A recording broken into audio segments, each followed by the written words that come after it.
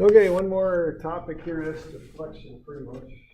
Got columns a little bit, but don't worry too much about that.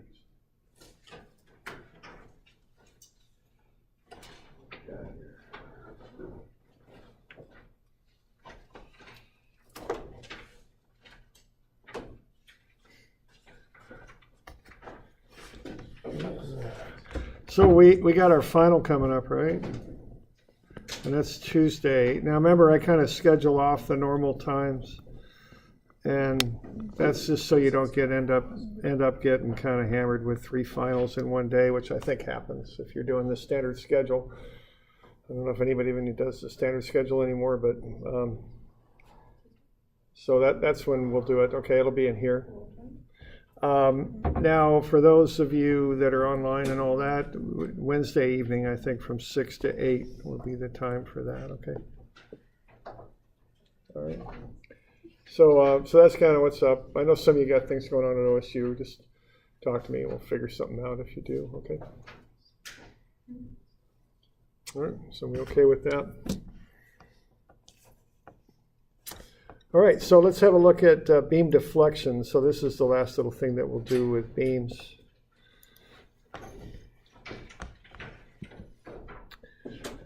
So what we did there earlier when we were looking at bending stress is we looked at something called the degree of curvature, which is kappa, which is 1 over the radius of curvature.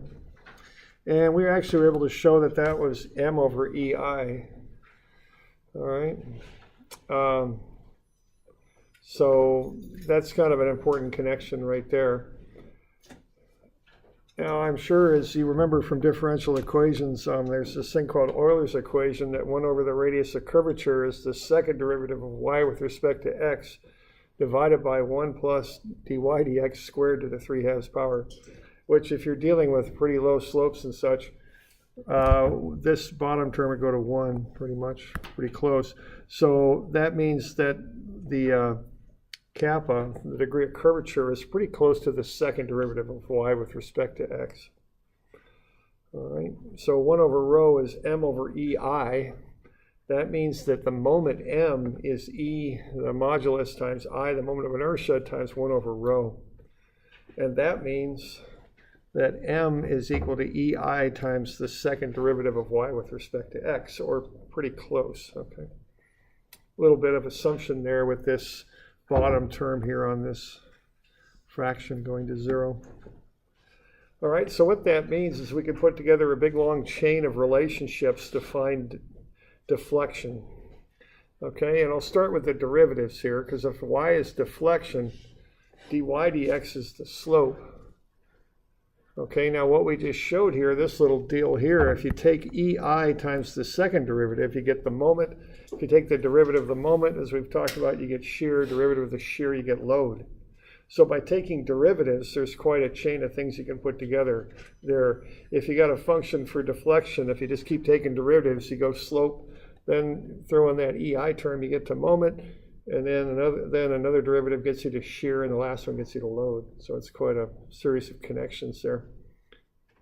And what we usually do, though, is we go the other direction on it. So we go that way, okay? So if we go up those relationships, we're doing integrals, okay? So I just flipped them over there. So if you have the load and you can integrate it and get the shear, integrate that, get the moment, put in a term of 1 over EI and take an integral, you'll get slope, and integrate that, you'll get deflection.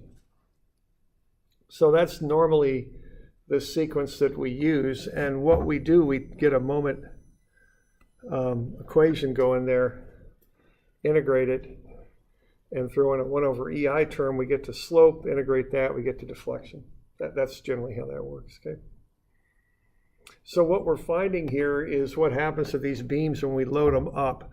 So by deflection, what I mean is if I have a beam here that's just running across like so, and I'm going to load it, what's going to happen, of course, it's going to sag a little bit, and I'm going to be interested in how much it's going to sag, okay? You don't want too much sagging, obviously. You know, that can cause some problems in your structure, especially if you're a mechanical kind of engineer. I mean, these things can start causing interference on whatever it is you're working with, moving parts and such. So you got to keep an eye on that, okay? And just in the civil world, you can't have too much sagging in the beams of a building or something. It can create all sorts of problems, okay? So we're going to look at figuring out deflection and slope if we know the material properties, EI, and if we know information about the load, okay? And I just show kind of a series of integrals here. I don't really want to go all the way through them all, but if you kind of remember that we're doing graphical integration when we go from load to shear and shear to moment, and we can keep going and go from moment to slope and slope to deformation. So basically what I'm showing here is just a series of graphical integrations, which are all pretty much the same step, just walking down that chain, okay? And what you can see is if you do those graphical integrations, which is what I'm doing here, if you start off with a simply supported beam with that load on it, what you'll end up with is a beam that sags in kind of a parabolic type curve. And sure enough, the integrations match what the beam would actually do if you applied those loads. I got a little bit of calculation there, actually a fair amount, but that's kind of the sequence there. So if we want to figure out these deflections, the most basic way to do it is to use these relationships here and just run through some calculus and do some integrals and walk it on down. You start with a moment equation. So basically you start there and then do two integrals, one to slope and the next one to deformation. Okay. Now, of course, as they say, the devil's in the details, and the details on this are the constants, because you're doing indefinite integrals. So when you do those indefinite integrals, you pick up the constants of integration, and that's the work in this stuff. That can take a fair amount of work to get through, all right? So we'll show you a couple different ways to do deflections. There's quite a few ways, but none of them are particularly easy, with the one exception of using charts, okay? All right. Now, to get these constants of integration, what you're going to, or to do this integration method, you're going to integrate once to get slope, twice to get deflection. Now, you're going to have to find integration constants because you're doing indefinite integrals here. So you use known conditions at the endpoints of the sections. And there are some kind of standard ways that you do this. So if you have a cantilever beam, you know at the support, delta A is 0, as is the slope at A. Okay? And then if you have a simply supported beam, obviously the deflection at the supports A and B are 0. And generally, delta max, if you got symmetrical loading, well, actually, delta max generally occurs when theta is 0. Okay? So those are just some things, some facts you can use to help find the constants of integration.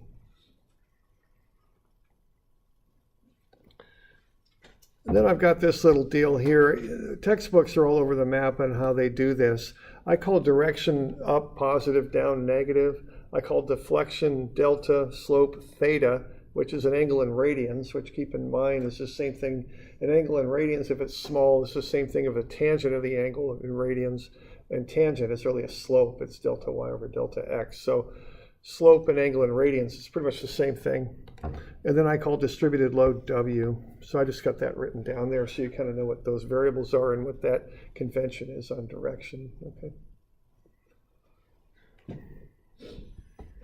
All right. So on 890, I've got a typical example. It always kind of makes me laugh looking at this thing. I don't know if students laugh or cry or what they do about it, but you can see the one disadvantage of this this method. Okay, but why don't we just walk through this so we have some understanding how this integration method works. All right. So there you go. Okay, so what we got there, we've got a cantilever. And that goes no load from A to B, and then a load from B to C, a distributed load, 40 kilonewtons per meter. We got the beam cross section, we got E. So what we want to accomplish here is find delta C. So how much is this point here at C going to move down. Okay, so that's what I mean by delta C. All right, now what I'm going to have to do is break this thing up into two pieces. One's from A to B, and then from there I go from B to C. That's generally how you're going to have to do this, because you're going to have different moment equations. But let's see what we can do with this thing, okay? So I've got the beam cross-section there. So based on that, I can come up with I.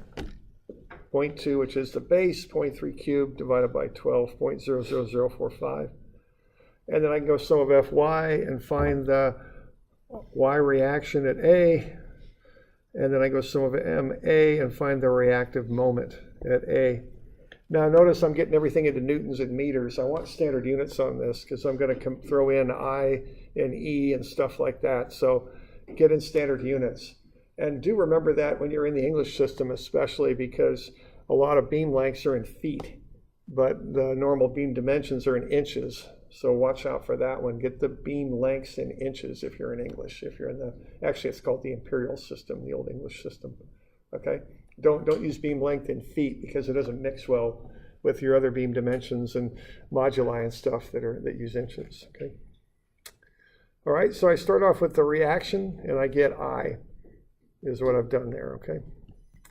And then what I want to do is generate a moment equation, and I'm going to integrate it twice. Okay, so what I'm going to do, I'm going to have to break this thing up. I'm going to have to start from A to B. And I got my free body diagram there. I take a moment, and where I do, I'm going to cut the beam at some arbitrary place between A and B. I got my distance x there. I'm going to take a moment about the cut. Right there, I'm going to get 320,000 counterclockwise is plus. I got 80,000 times x. Clockwise is negative. Plus MAB. I'll solve for MAB and I'll get that. 80,000 x minus 320,000. And then I got to integrate it. And I got to throw in my term of EI. So 1 over EI times the integral of m dx. I just keep the EI out front. I just carry it through like a constant. I'll plug it in when I'm done. E and I are both, the numbers there can create some kind of odd decimals in the beginning equation. So I don't like to plug that stuff in till I need to. Okay, so I just carry 1 over EI through generally is what I do on these things. So I'm going to get 1 over EI times m, which is right up above there. It's the moment equation, 80,000 x minus 320,000 dx. I integrate that, and that's just a polynomial, and these generally are polynomials, so they're not that bad to integrate. So 40,000 x squared is the integral of 80,000 x, and minus 320,000 x is the integral of negative 320,000. But I pick up that integration constant, plus C1, because that's an indefinite integral there. All right. So that gets me the slope of that section of the cantilever from A to B. And then I can integrate it a second time to get the deflection delta. So I just carry that 1 over EI through. And 1 over EI times the integral of 40,000 x squared, that's 13,333 x cubed, minus 320,000, which should be minus 160,000 x squared. That's the integral. But now I got that C1, so I integrate that. I get C1x, and I pick up a second constant of integration, C2. And it looks like maybe I forgot that 1 over EI on this. I don't know, that may not be on your copy. It probably ought to be, because we're carrying that through. Okay. Yikes. Okay, so there we are. So now, what I want to do here is I want to find those constants. So to find the constants, you plug in known values. So I got to find C1 and C2. Now, with that cantilever, it's pretty good because right at A, right where the thing starts, at x equals 0, I know both the slope and delta are 0. So these constants aren't going to be too bad, okay? I'll be able to find those pretty easily.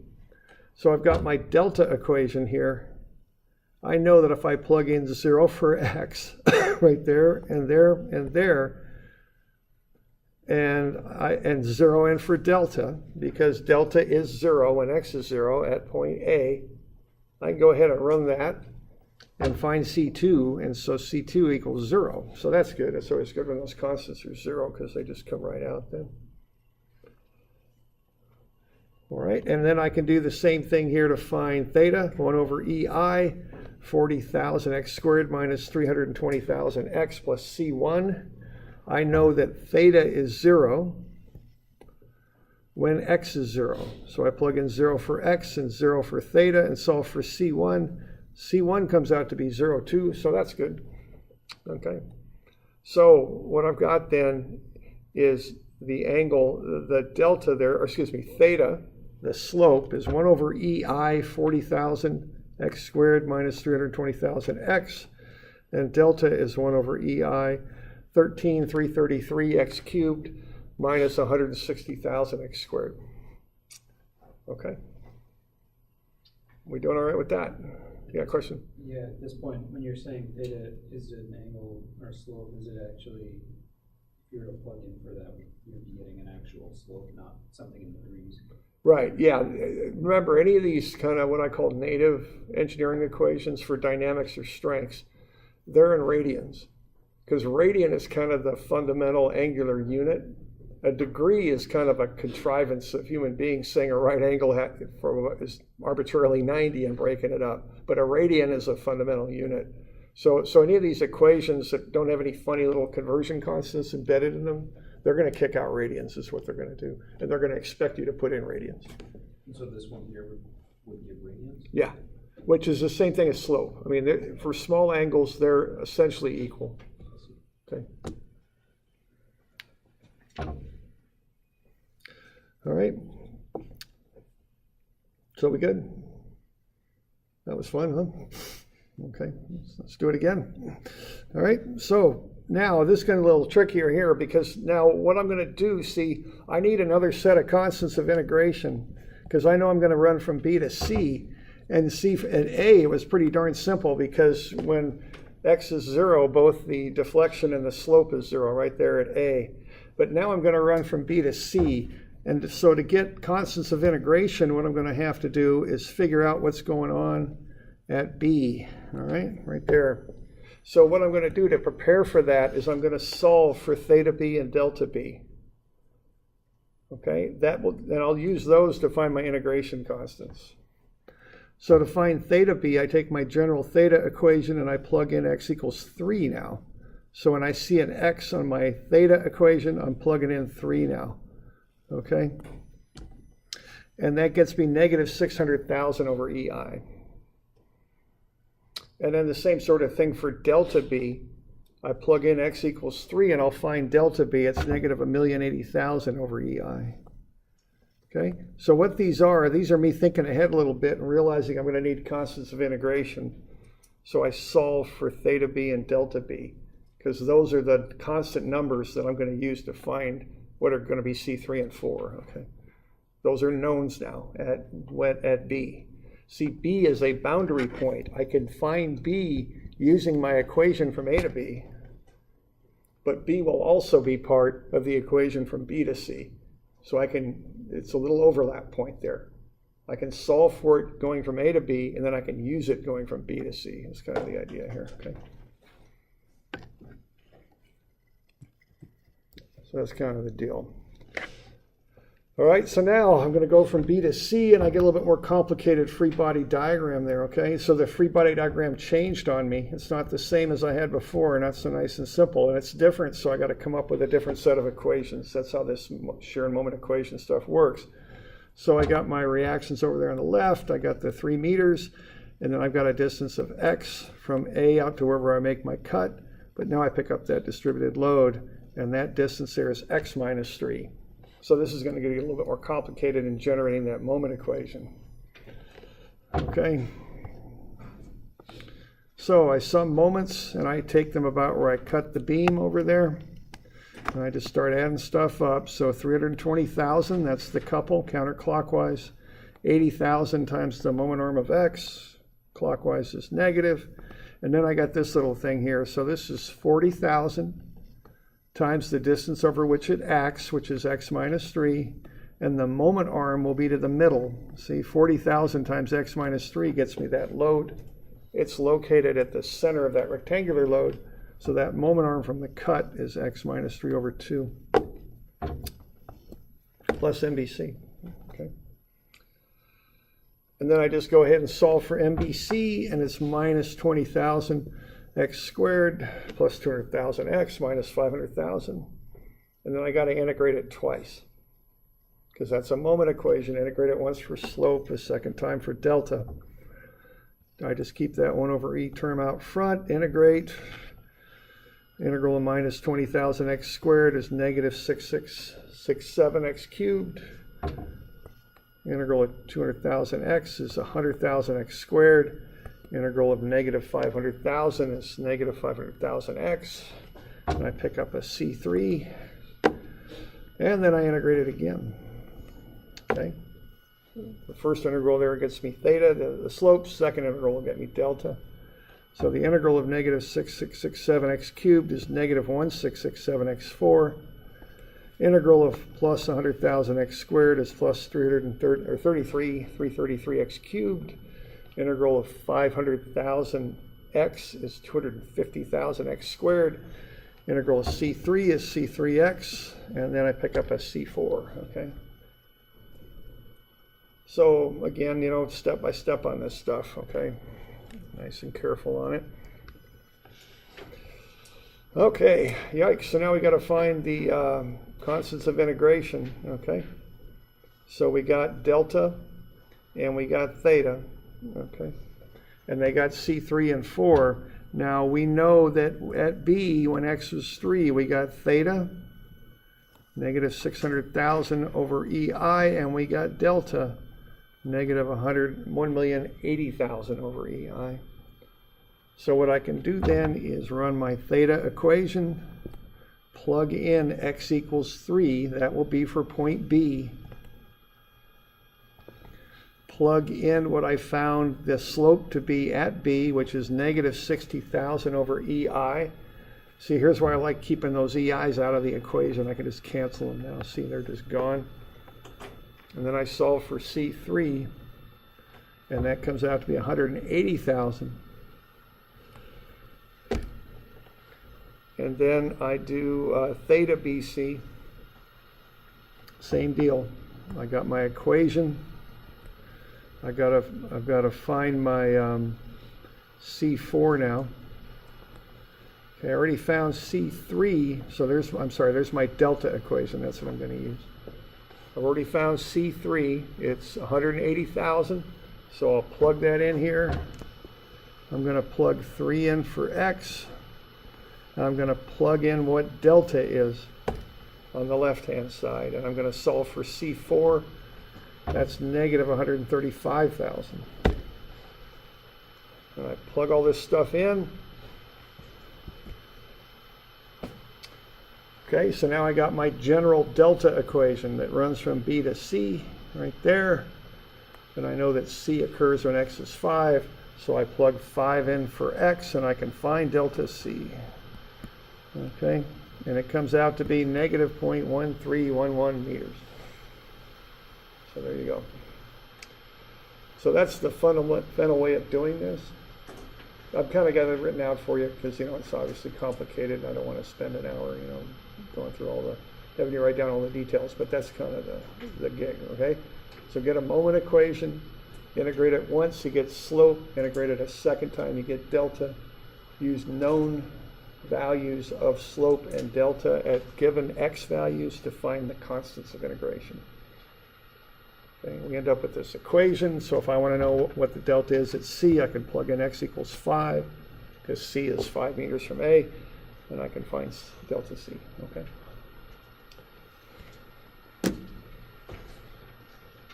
All right. Now, that's the fundamental way to do it, okay? And you might see that down the road, especially you civils when you do structures 1 and maybe structures 2, I'm not sure. But, you know, I'll be honest with you, I can't think of any working engineer going through that much work to figure out that much deflection. It's just, you know, and there's just so many opportunities there to make a mistake, aren't there? I mean, that stuff's pretty gnarly. So the common way for engineers to do this is to use charts. So there are given charts that you can use, and for certain standard situations, they'll give you deflection values. And I'll have to get you these charts. And they're online, for those of you online. They're in the downloads, and I might run over to my office to get them for you guys, okay? Now I'm not a structural engineer. It's kind of its own little thing. I've done a little bit of structural, not much. It's not a thing you really dabble in, it's kind of something you